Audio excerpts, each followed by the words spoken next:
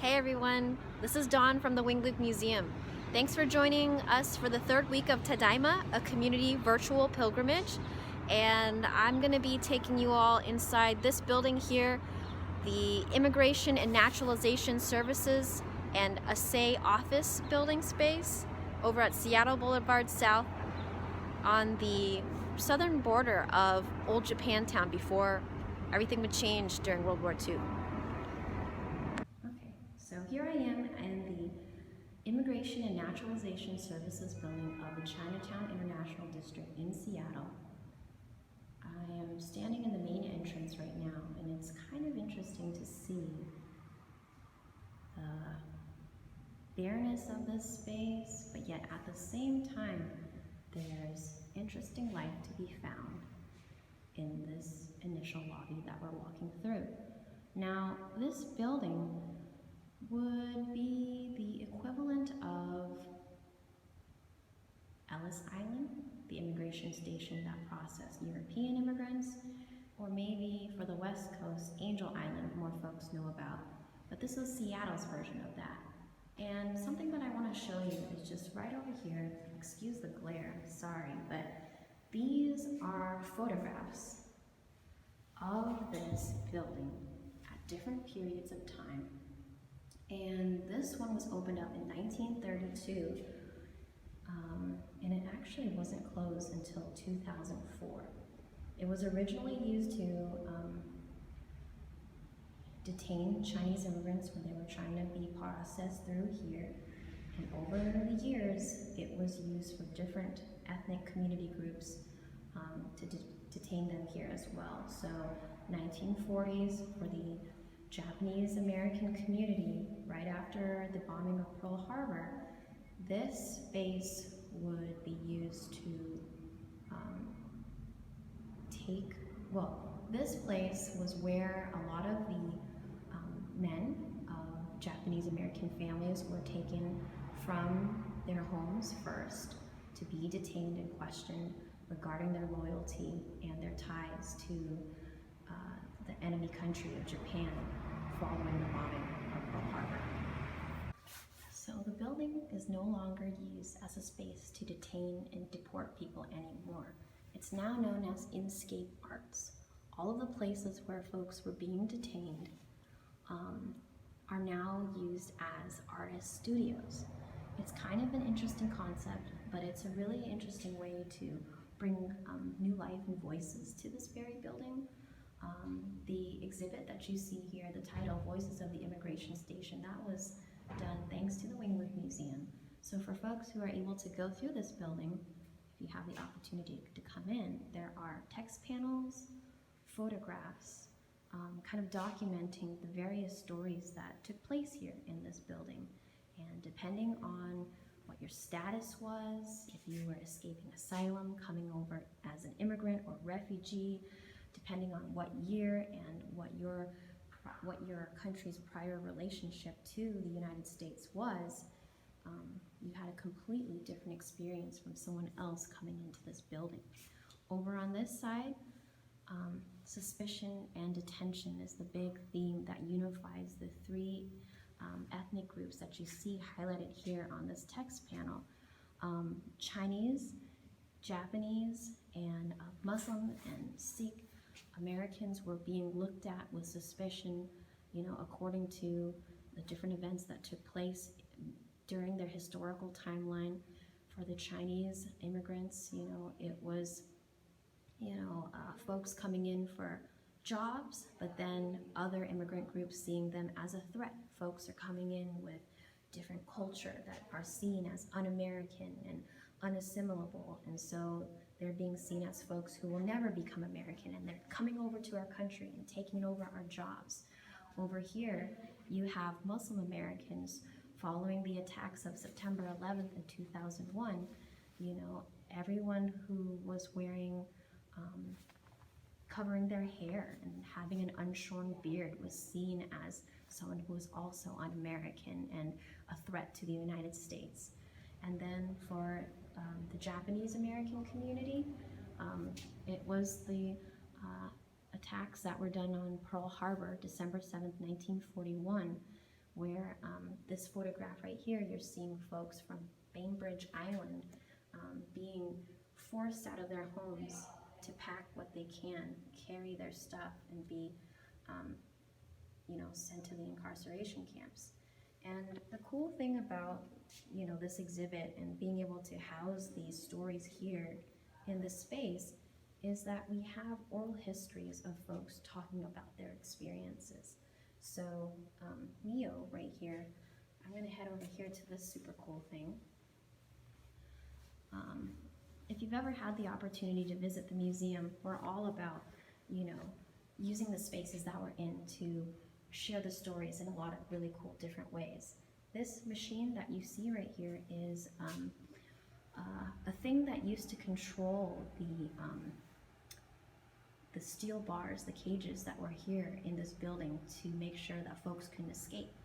And all of these buttons that you see were the things that controlled those bars, but this machine has been kind of like re-envisioned and like rewired so that the buttons that you press are the oral histories of folks sharing their experiences of what happened here in this building. So here's Mio, and I'm gonna play her oral history.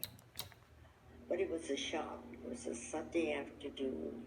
Sunday, very peaceful. Here we come home from church and hear this news.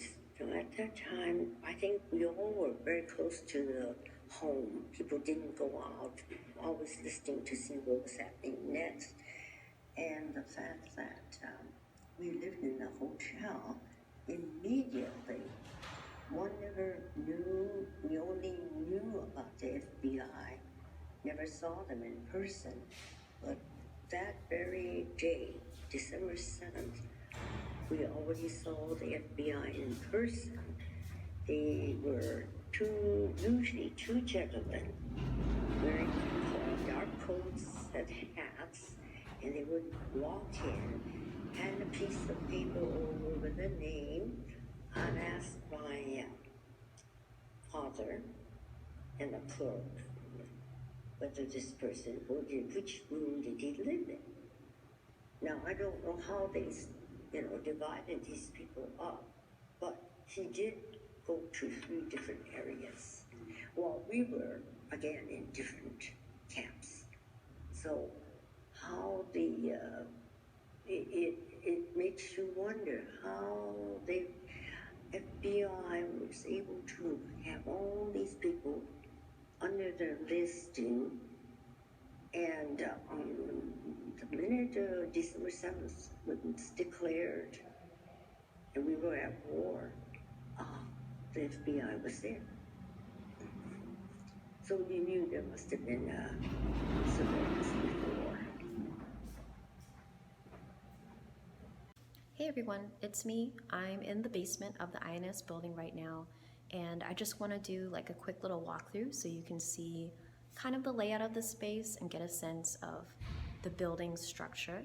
And this yellow line behind me was where people were being processed when they first came in here through this space.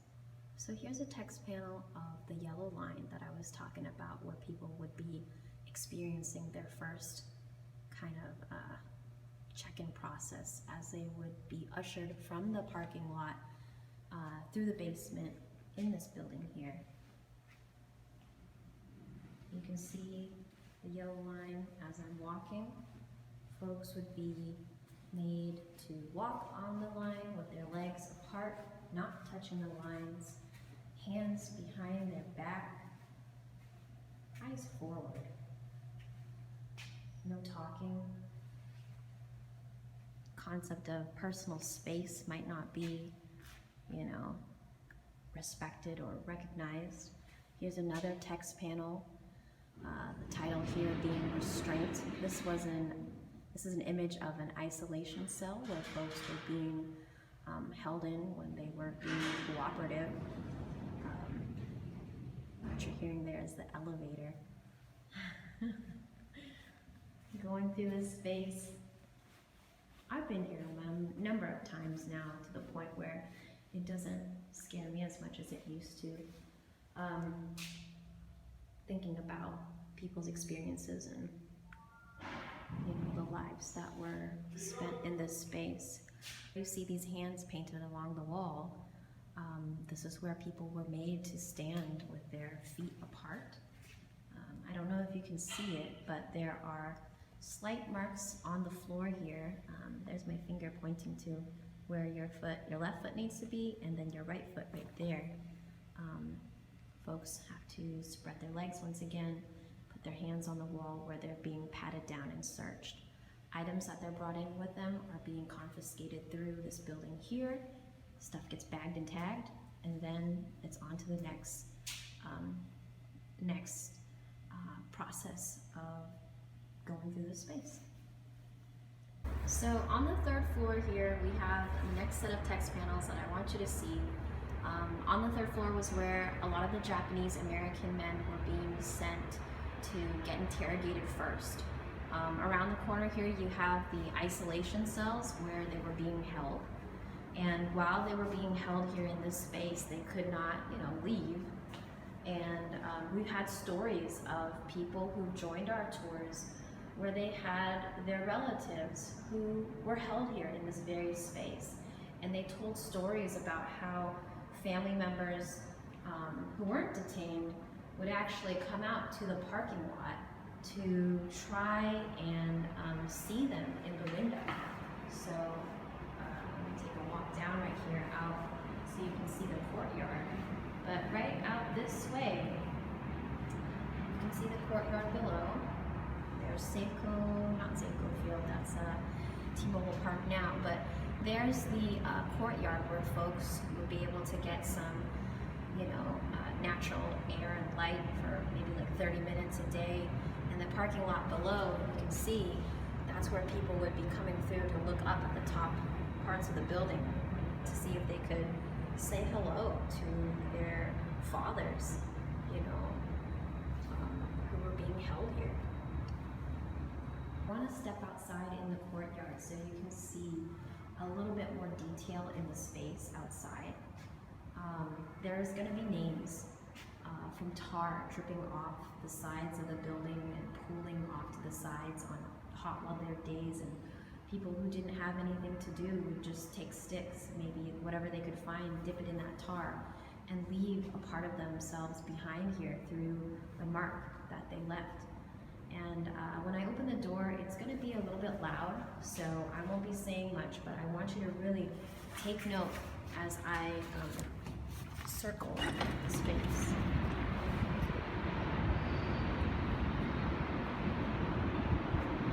Who knows, maybe you can hear me okay, but as I do a kind of slow pan around the space, take note of the different names, maybe different countries of origin of folks coming through here. When it comes to studying history, it's important that we learn our own, but also how our history ties in with other folks. The more we can see where those stories overlap, parallel, intersect, we get a bigger picture of this American history that we think we know, right? And a little bit, perhaps more solidarity when it comes to thinking about the different experiences of other ethnic groups that are maybe experiencing the same kind of things that our family have felt, especially when it comes to detention, especially when it comes to xenophobia, a lot of the anti-Asian sentiment that we're seeing right now, because of the pandemic. That's not new. All of this, when I look at it, it really lets me know that, our country, even though it's supposed to be this land of the free place and people can come here to be who they want to be, there's still a lot of barriers to who can and can't become an American, regardless of how many generations their family has been here in the United States. Some of of us just never get to belong. Something to think about.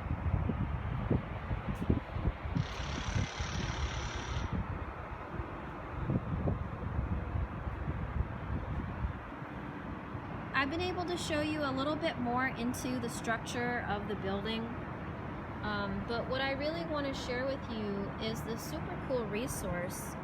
This is Meet Me at Higo, an enduring story of a Japanese American family, a book written by Ken Mochizuki to document some of the local Japanese American families that experienced incarceration before and after here in Seattle's Japantown. And this family that you see right here, this is the Murakami family, and they were the ones who ran the Higo 5 and Dime store. If you were able to watch my colleague Jintana's video earlier in the Tadaima series. But I mean, looking at this picture, you know, you can see they're doing pretty well with their super fancy sports car behind them, and you know, dressed to their nines here in this family photo. In the picture, you can see Sanzo, the father there. He would be one of the first few folks who would be arrested and detained at this building following the bombing of Pearl Harbor. This book is super cool, and I would definitely recommend it, you know, if you want to do more research about the family experiences of local community folks here. There's a lot of first-hand accounts, photographs, letters, all written out, beautifully, you know, documented.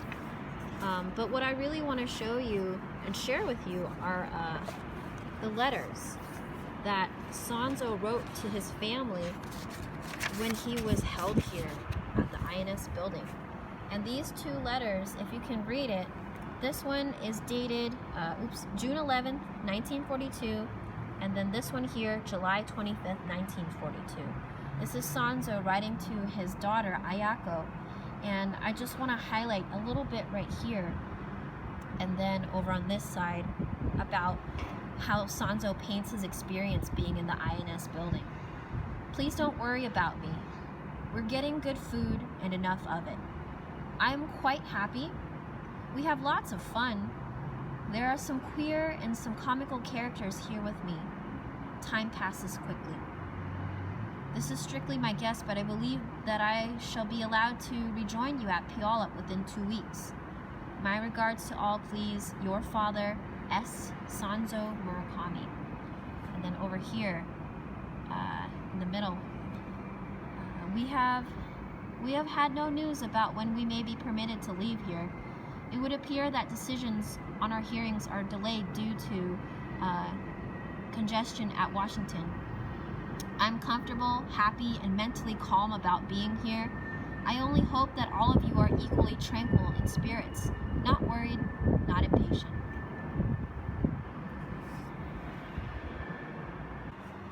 So what did you think about me reading those excerpts just now from Sanzo writing letters to his family? For me, you know, I'm a new mom. I recently, well, my son's gonna be 2 this upcoming July, and there's a lot of things that I didn't know about. There's a lot of things that I didn't know about my parents that I had to learn until after I became a mother. And for me, you know, reading Sanzo's letters, thinking about his situation, being arrested for something that he didn't do, and being looked upon with suspicion as though he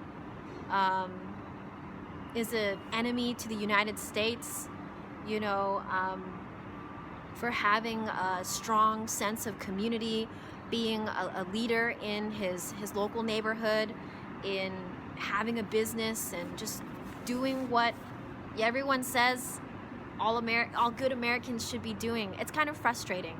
And looking at his letters and thinking about the context that he's in, being held in this space, being kept away from his family, not knowing if they're safe or not, for him to write stuff of, I'm okay, I'm safe, I'm having fun, you don't have to worry about me, just continue to be good. I can see that I don't think that that's the case. That's him trying to make sure that his family's okay and not worrying while he's being subjected to this.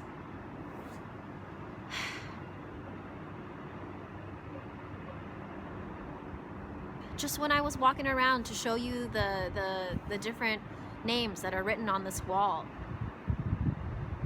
how I was saying about all of our history is tied together. These feelings of being persecuted and seeing as a threat, it's not something new, and I hope that with this history that we are relearning, learning some more about, refreshing ourselves with, I really hope that in this extraordinary times that we're living in right now, the way that we look back on incarceration of the Japanese American community, we don't repeat those same mistakes again, and think about how we can be upstanders in situations where we see injustice happening.